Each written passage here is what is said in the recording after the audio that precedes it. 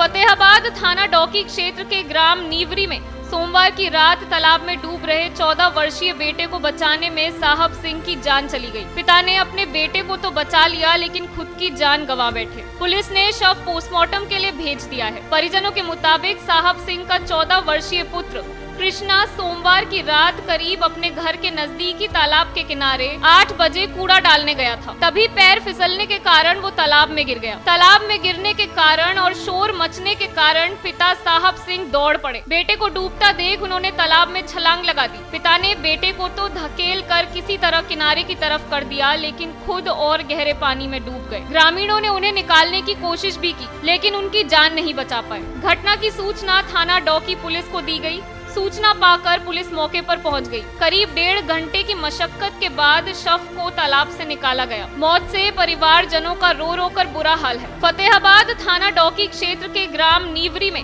सोमवार की रात तालाब में डूब रहे 14 वर्षीय बेटे को बचाने में साहब सिंह की जान चली गई। पिता ने अपने बेटे को तो बचा लिया लेकिन खुद की जान गंवा बैठे। पुलिस ने शव पोस्टमार्टम के लिए भेज दिया है। परिजनों के मुताबिक साहब सिंह का 14 वर्षीय पुत्र कृष्णा सोमवार की रात करीब अपने घर के नजदीकी तालाब के किनारे 8 बजे कूड़ा डालने गया था। तभी पैर फिसलने के कारण वो तालाब में गिर गया। तालाब में गिरने के कारण और शोर मचने के कारण पिता साहब सिंह दौड़ पड़े। बेटे को डूबता देख उन्होंने तालाब में छलांग लगा दी। पिता ने बेटे को तो धकेल कर किसी तरह किनारे की तरफ कर दिया लेकिन खुद और गहरे पानी में डूब गए। ग्रामीणों ने उन्हें निकालने की कोशिश भी की लेकिन उनकी जान नहीं बचा पाए। घटना की सूचना थाना डौकी पुलिस को दी गई।